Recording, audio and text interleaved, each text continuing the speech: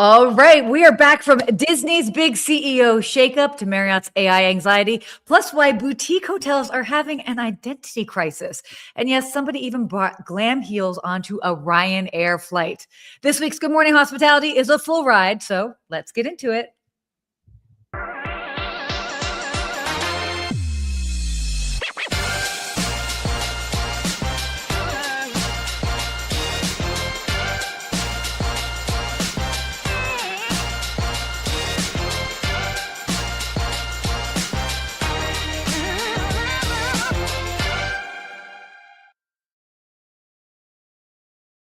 That morning music gets me every time. I'm telling you, good morning, Sarah. Good morning, Steve. Another Wednesday. This week flew by. Yeah. I always enjoy this time with you and all the listeners and viewers. Man, we're going to have a lot of fun today. A lot of great stories today. Usually, we have to search for some news. Today, we got a lot to share. But What was your weekend like? What was up to this weekend? Anything exciting? Oh my gosh. So I actually had a super fun weekend. This is where you have these moments where you're like, when life kind of comes full circle, we've been around the block a little bit. We've got some connections and it's so cool to see who ends up popping up.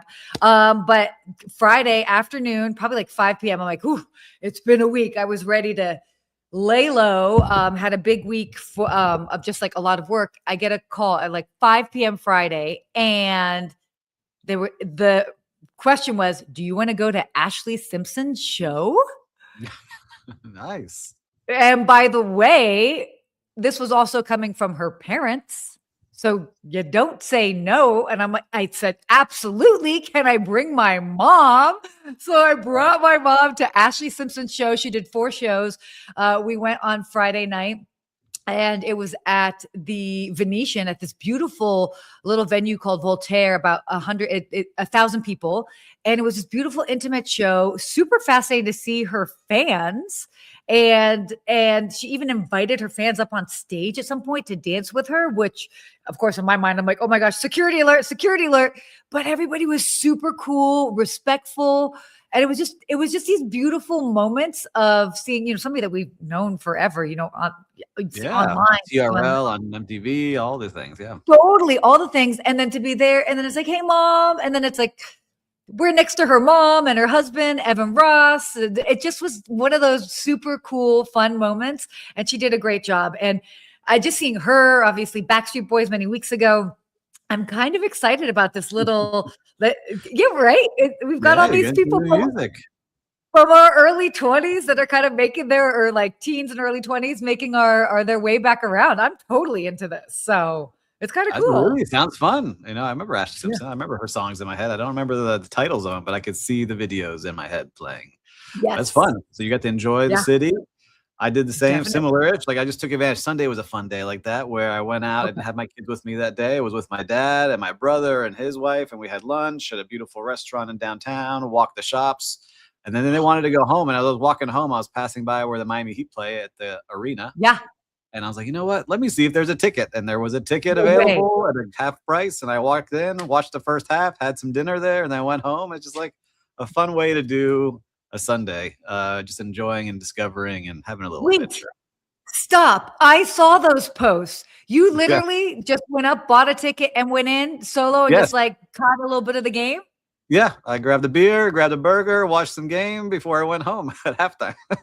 Wait, I love this. Yeah, it was so fun. I was like, you know what? I walk by it all the time. It looked like a fun Sunday afternoon. I didn't have any plans after that. I was like, I'm going to stop in and watch the first half and head home for $25 in the lower bowl. Like, how are you going to beat that? Wait, I'm like, you see, I'm flabbergasted. You got to enjoy life. Seize it by the horn. That's so cool. Good for you. That's great. Well, anyhow, any visitors out there or our viewers, did you do anything fun this weekend? Anything last minute? Any concerts from your youth? Let us know. We'd love to see what you're all up to before we start sharing the news with all of you. I know. Let us know where you're joining us from. Yeah, that's great. I love that you did that. That was so cool. Yeah, my dad and brother like, really? I was like, yeah. And went over there. Like, next time we're coming with you. It looked fun. I was like, yeah, we got to do it. Yes. Oh, that's awesome. Well, with that being said, why don't we go ahead and get into our first topic for today. So Disney's pick. Disney has a new CEO. And this is a big deal. I mean, when was the last time that they had a new CEO? It's been a while. It went badly because they had Bob Iger had to come back and take over because the previous CEO, it was a disaster, something bad. I forgot what the headlines were, but it was just not treating people well, was getting too far on to the left. And I think like President Trump was attacking him at the time. There was a lot of politics involved there, and they had to pull back. Oh, gosh, yeah.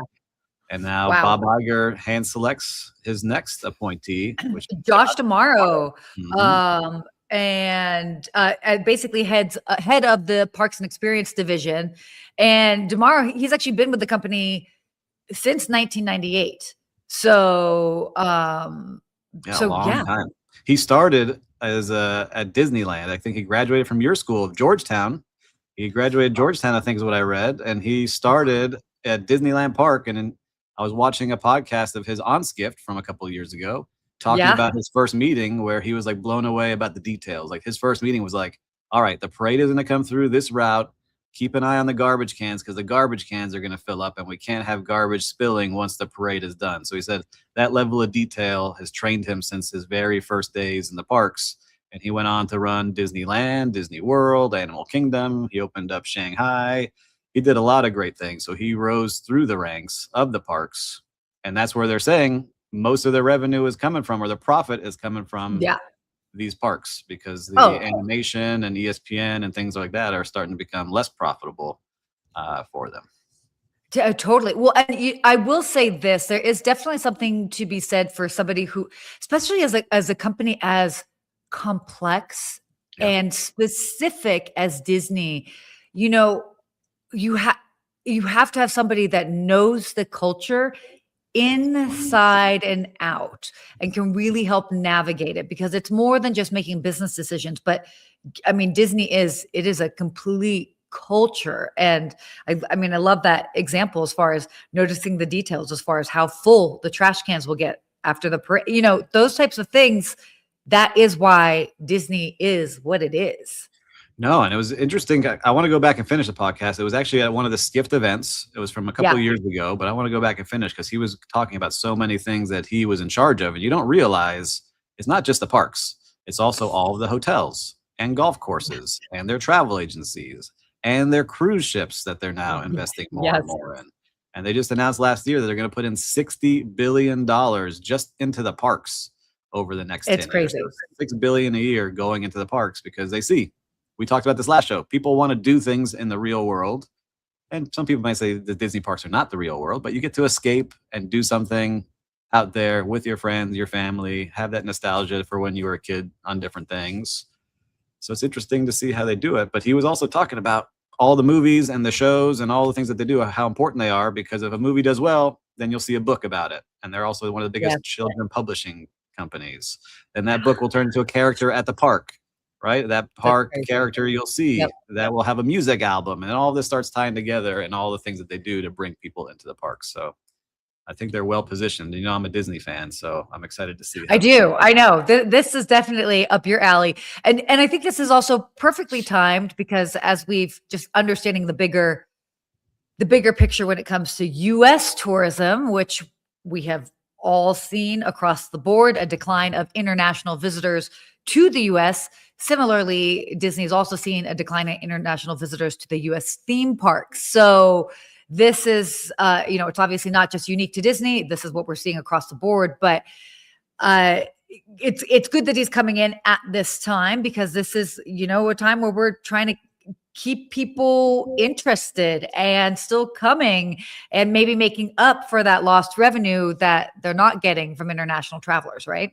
Yeah, it's going to be interesting to see how he balances it, because unbeknownst to me, before I saw this article, I was watching something this week about how Disney prices have really shot through the roof over the last couple of years to go to a park. Yep, and, I've seen that. I've felt it as a parent. And when you travel with your family, it can really add up very quickly.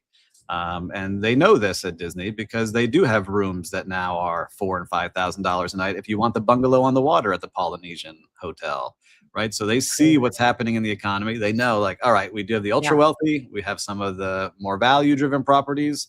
And so they're trying to figure out how to balance in the middle for the middle class, because you could go to a park, spend a bunch of money, but then you got to stand in lines because you didn't have the money to buy the lightning pass.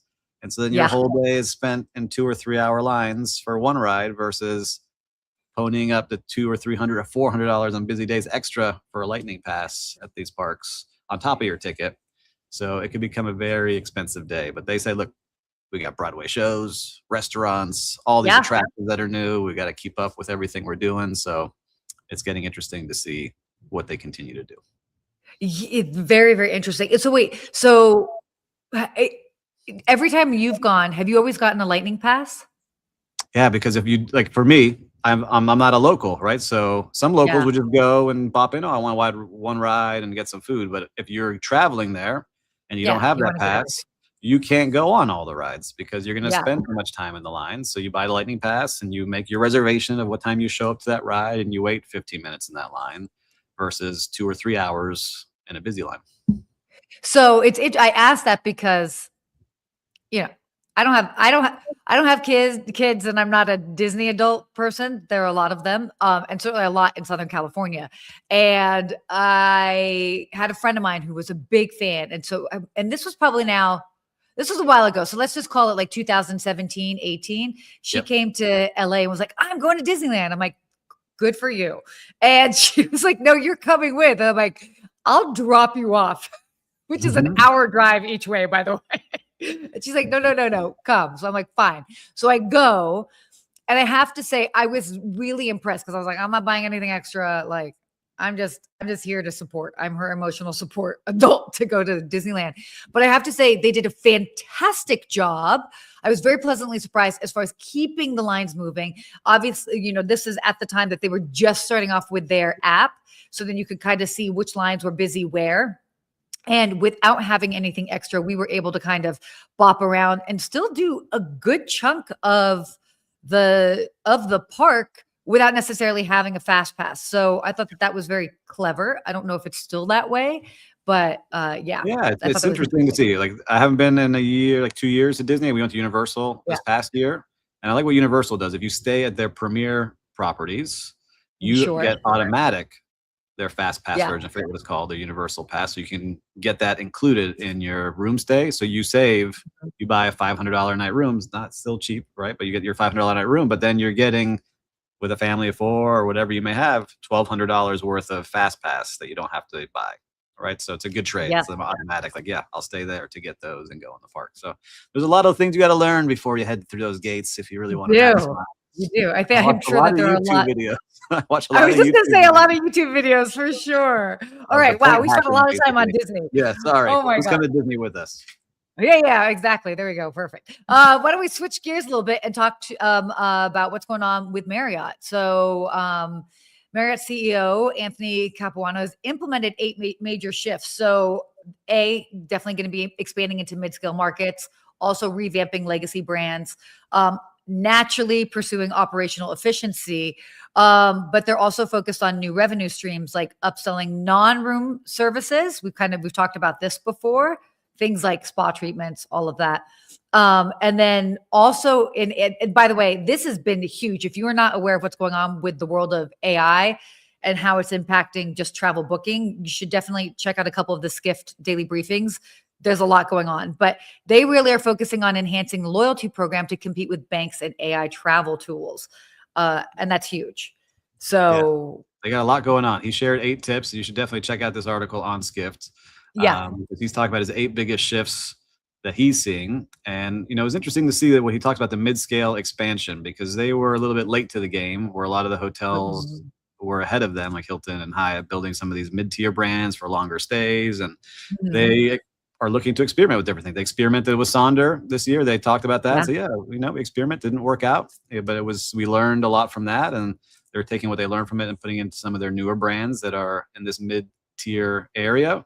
But what I did like is that they're trying to revamp, like you said, some of their brands like Sheraton and Westin that, you know them, but you haven't probably thought about them in a while, unless that's like the place you want to stay in that city. So they're really working on revamping it with new marketing. And I saw the new commercial they put out was really good. Then they're also trying to like get Ritz-Carlton to kind of give it a refresh as well. So they put out a new ad that won a bunch of awards. That was like a short film that was really cool, kind of like Wes Anderson vibe short film. Very much so. Yes, they did great with that. Yeah, so they're doing some interesting things to get people into their hotels, but they're really trying to fight off what I do and is use AI to like, hey, plan my trip. They want you to think when I'm planning a trip, let me log into the Marriott Bonvoy app. That's where I start planning my trip. So they're trying to give you more points to use. So it's not just for hotels. You could use it to go to the event that you want to in that city. And so his biggest wish, he said, is that he would love to see people start thinking about their trip within their app. And he's going to be working on doing that as much as he can. So he's got his finger on the pulse. They're all over. And they really are thinking about ways to make not only Marriott more profitable, but also the owners of their hotels as well, because they got some feedback from the hotel owners that they want some more profit as well. So a lot of work. Yeah, exactly. Man, you did a great little synopsis right there. You inspired me. I told you backstage, I was like, Sarah's on her game. I'm going to get on my game here. I feel like that's just a mic drop. I have nothing else to add, sir. And we got a LinkedIn comment here. Hotels have great opportunity to start driving the awareness of more added value that already exists. Yeah. So that is very true. They do. So let's see how Marriott leads the way and shows us what to do. And the quick note, that I kind of like mentioned as far as what's going on with AI. So there are new sort of like tools in chat that basically when you're searching, and this is where it's becoming the new sort of frontier of travel booking, when you're searching and you're kind of trying to put together itineraries for different locations, or you're trying to plan a trip, different properties, and we're going to continue to see this fight, are actually implementing tools so that you can just basically book through chat. So now it's not like, oh, here's an idea of the itinerary, go to the site directly and just book, but it's now basically the booking process is moving, what they're saying, moving further upstream. And yeah, so there's going to be a whole tug of war over getting the attention of travelers over the next couple of years, definitely with the usage of AI. So these big brands have a lot to keep in mind. Yeah, they do. They have to really be in front of people's eyeballs. If they're not, AI will tell you where to go. So it's going to be interesting to see the development over the next 12 to 24 months. Yeah, definitely. Okay, well, speaking of shifting gears a little bit, let's talk about boutique hotels. Yeah. Yeah, I know. Big fan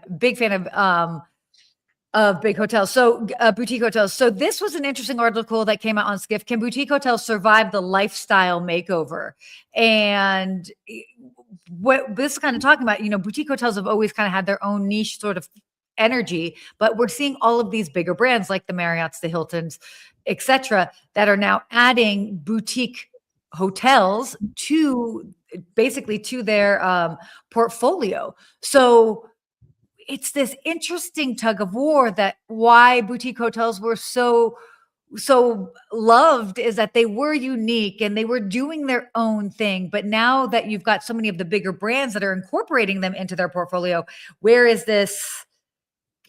Can they still be cool through scaling? I think is the big question, among many others. There's a lot of great opinions in this article. A lot of leaders of big brands talking here, like Ennis Moore and Viceroy, and they had Ian Schrager in there, of Morgan's Hotel fame in addition, and his new one we talked about last week, The Public. So a lot of opinions there. I can say I've been on both sides now, where I've been a part of a brand that got purchased, and I've also did some consulting work like that. And you see it slowly die, in my opinion, the coolness of it, because they have to adapt to the big flag of, now I got to use Marriott's system or Hyatt's system or Hilton's system. And I don't know how to use this thing. It doesn't allow me to do all the cool things that I used to do for guests.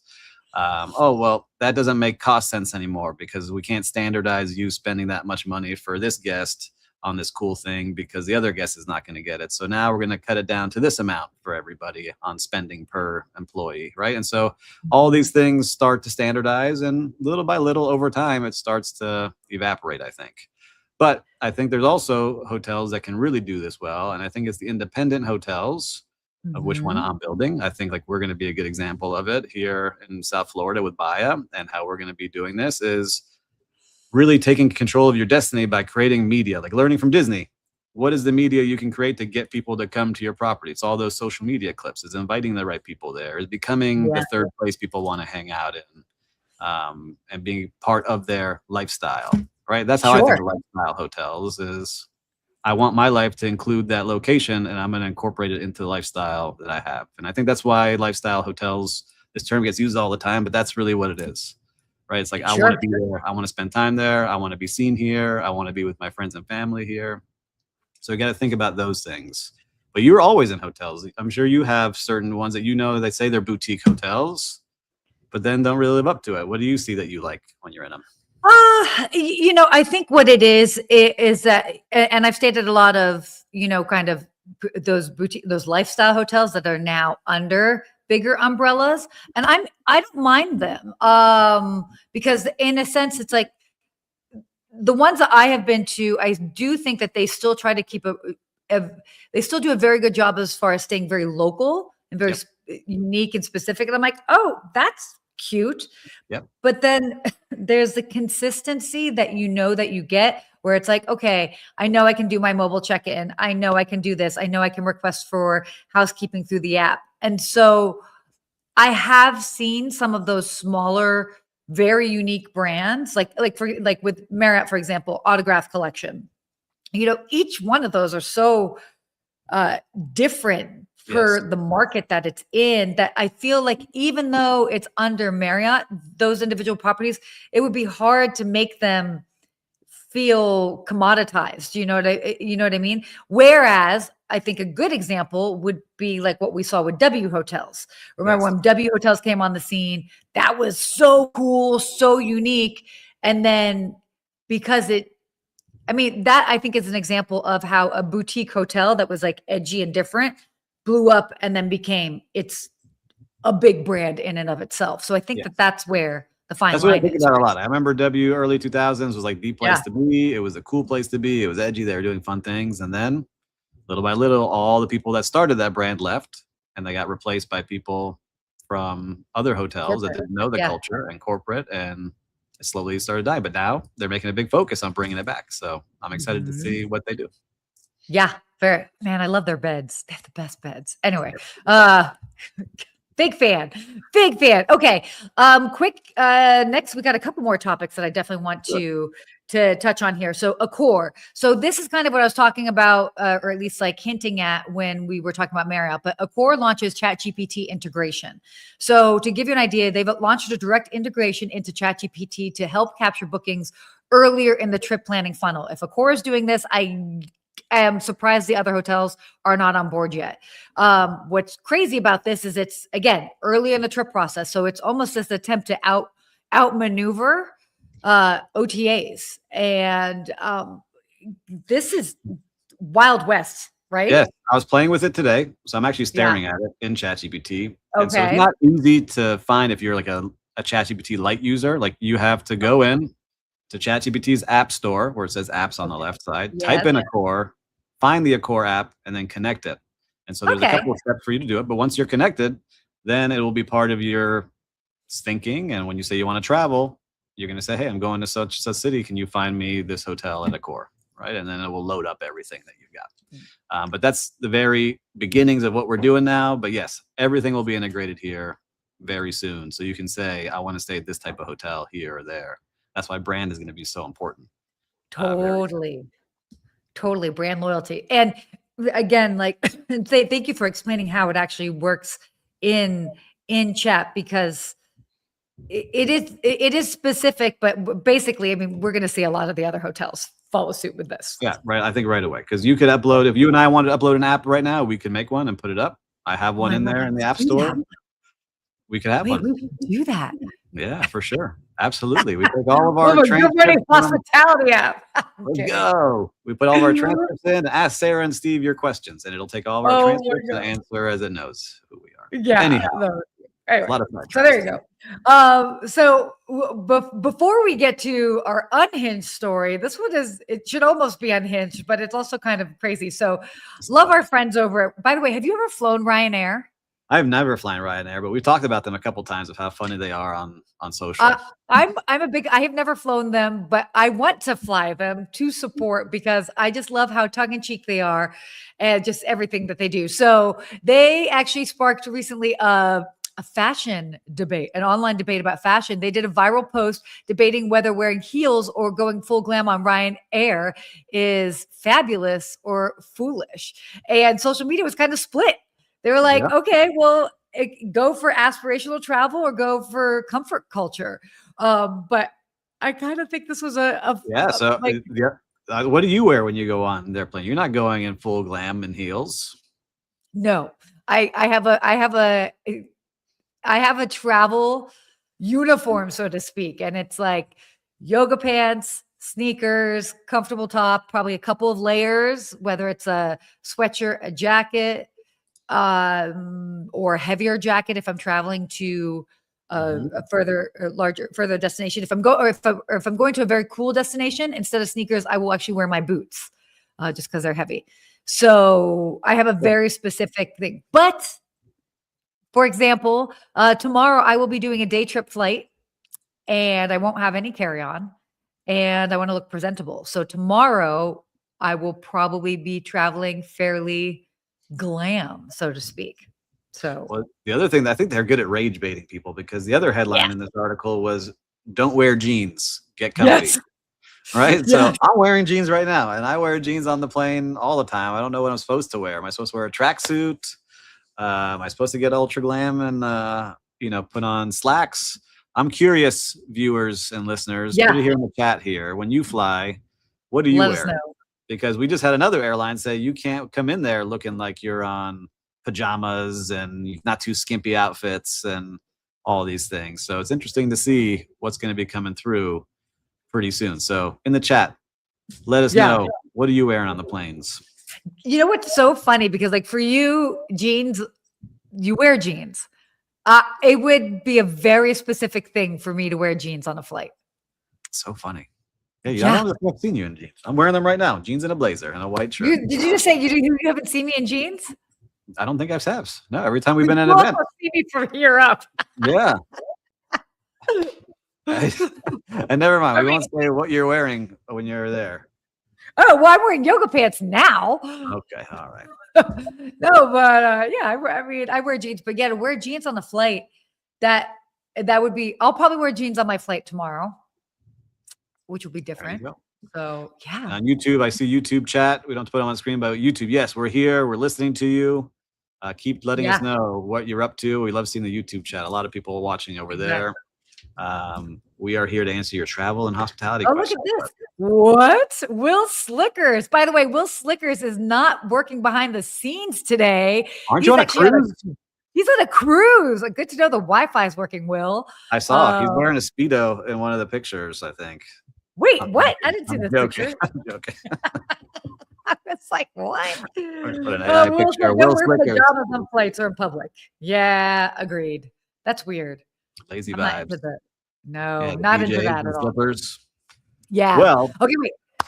Looking at the time, we have to get into our unhinged story of the week. This is crazy. Do you want to run through this, or do you want me to do it?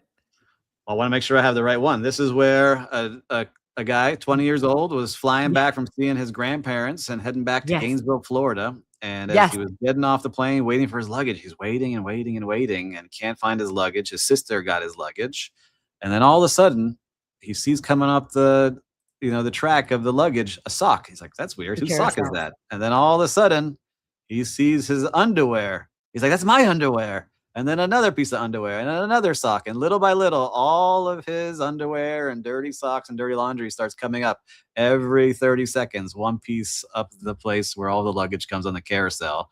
And so he freaks out, runs over. He's like, what's going on? Why is all my underwear coming up the carousel? And it turns out his duffel bag had split. And so all of his clothes were stuck and little by little just getting fed up from his duffel bag. But in the end, he got all of it. But what would you think if all your dirty undies were coming up off the carousel from your trip? Well, first of all, I would have traveled with a duffel bag, but hard shell suitcases for life, guys. Come on. But depends on the length of the flight. It's international, 8 hours. I go comfortable. Hoodie and sweats, 3 to 4 hours. Business casual. ooh. I like it. Good one. Who's wearing shorts on there? That's the other no. question. Some people say don't wear No, shorts. no bare skin on Paul Manzi, seats. get back to vacation, Will. Listen, Will misses us. He wants us to hang out. We're here on the cruise with you, Will. I love it. Yeah. Get us a pina colada.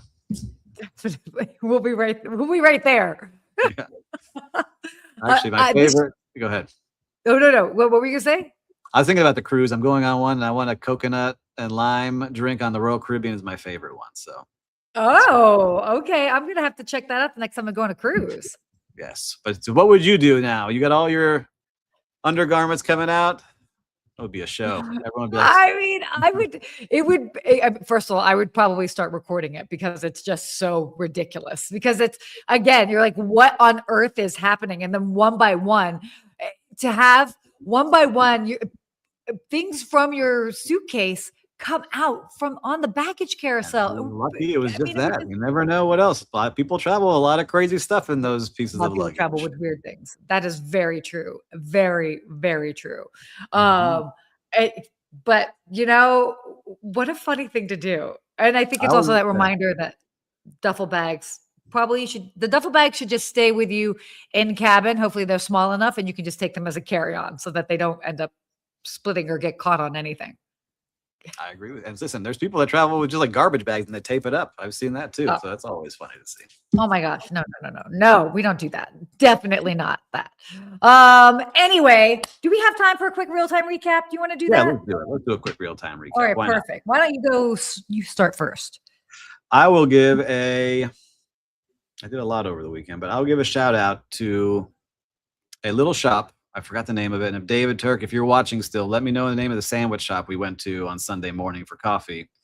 It was in the Upper Buena Vista complex I talked about a couple of weeks ago. And this woman just opened up a shop 2 months ago. I wish I remembered it. As a sandwich shop with all these beautiful cheeses and meats and things from Europe. Yeah. And we were sitting out there, my brother and I, and she came over and she's like, this is my shop. Here's some tastes and bites for you. Just served us and kept serving us a couple of things over and over again. So we're now where I'm a fan and I want to go back and help her make sure her restaurant is a success because it was delicious. And I'll remember it and I'll post it here in the comments. But if you're in Miami, make sure to go check out the sandwich shop. It just showed us. I didn't buy anything. And we were just sitting there having a coffee and she kept bringing us stuff out. Then my brother ended up buying some soups and things because it was freezing cold in here in Miami. So yeah, I saw that. That was crazy. Yeah, 30 degrees, 20 in the wind chill. Not used to it. No, definitely not used to that there. But just shows you how now I'm a fan, right? Her hospitality. You're sitting here by my restaurant. Yeah. Let me serve you and feed you. And it was great. I love that. And again, it's like a cute a spot that you just like stumbled upon and discovered. And you'll probably make a point to go back. I'm going back. I'm ready to go back now today for lunch. Yeah. Oh, good. I love that. Love that. So this was an interesting moment. So on Saturday, I got invited by a friend to go to a show in the middle of the day. And I'm like, okay, I don't know how I feel about that, but I have this thing I don't like to do. I don't like to do enclosed activities during the day when the sun is up, but whatever, story for another time. So I get invited to this show and it is this British singing review show and a British musical. And there was a singer who's been around since the 70s. His name is Danny. Oh my gosh, what's his last name? It'll come to me.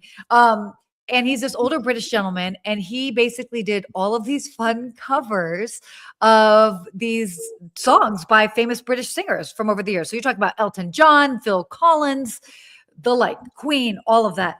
And it was such a fun thing. I mean, by the way, it was definitely a hole in the wall, but they were so cute. It was really kind of run by like 3 people. Oh, do you have enough to drink? I mean, they probably wanted to make sure that we really had enough to drink because of how fantastic the show was. But it was just this fun, cute moment. And it was this reminder of that even in this small black box theater at 2:00 on a Saturday, something so bizarre, you can kind of be taken into this own little world. And I think that's so much of what hospitality is you're taking people on a journey and this Yep. like sort of experience. And whether it's a show or whether it's like through a culinary experience or staying at a property, it was great. It was really, really well done. So, yeah, definitely not what I expected to be doing on my Saturday, but it was fun to do. I love it. We had a fun weekend, both of us on opposite parts of the country, but sounds exciting for both of us. We covered a lot here today, Sarah. We did. And a lot of great and stories. Our matching outfits, by the way. Matching outfits as always, and we never planned this. But listeners and viewers, we definitely shared some interesting stuff today here with you. So make sure, pause this, copy and paste it, share the link to your friend because they're going to enjoy it just as much as you did. And if you haven't yet, make sure to subscribe here on the Skift channel because you're going to get all the up-to-date travel and news that you could use. And Sarah gives you a daily update every day as well, in addition to all this. A lot. So much good stuff to find out. So yeah, definitely be sure to subscribe and follow and share. Yeah, sharing is caring, everybody. So until next week, everyone, stay hospitable. Gosh, we can never get it right. Bye.